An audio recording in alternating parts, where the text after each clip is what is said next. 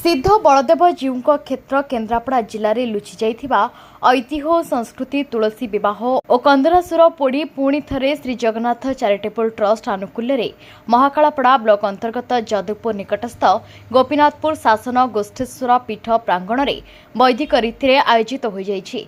धार्मिक परंपरा अनुसार कार्तिक मास शुक्ल पक्ष द्वादशी दिन भगवान विष्णुंकर शालग्राम रूप सहित तुलसी देवींकर विवाह करा जायଥାଏ। ଏହା ओडिया अस्मितार परिचय बहन करे, किंतु दीर्घ किछि वर्ष हेब केन्द्रापड़ार ए परंपरा मलिन पड़ जाइथिबा अनुभव करी श्री जगन्नाथ चैरिटेबल ट्रस्ट पुणी थरे एही परंपरा को धूमधाम रे पालन करिसंती।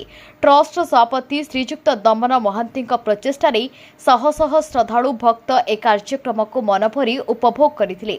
बालुका शिल्पी वल्लभ महापात्र द्वारा बलराम और तुलसी बालुका मूर्ति कराई विवाह कार्य हिंदू परंपरा अनुसार करा। गोष्ठेश्वर महादेव मुख्य परिचालक विष्णुचरण महापात्र ए कार्य को तदारख करथिले।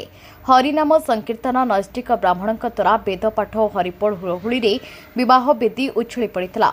यापर 25 फुट उच्चर दीर्घदेही कंधरासुर को अग्नि संयोग करी पोड़ा जाइथिला। ए कार्यक्रम में श्री जगन्नाथ चैरिटेबल ट्रस्ट उपसभापति रश्मि रंजन बारिक, संस्कृति विभागीय अधिकारी संजीव कुमार तराई, कालंदी मल्लिक, वेदज्योति दास, गौतम साहू, सम्राट विपिन बिहारी दास उपस्थित थे। केन्द्रापड़ारू दिलीप परिड़ा रिपोर्ट 60 न्यूज।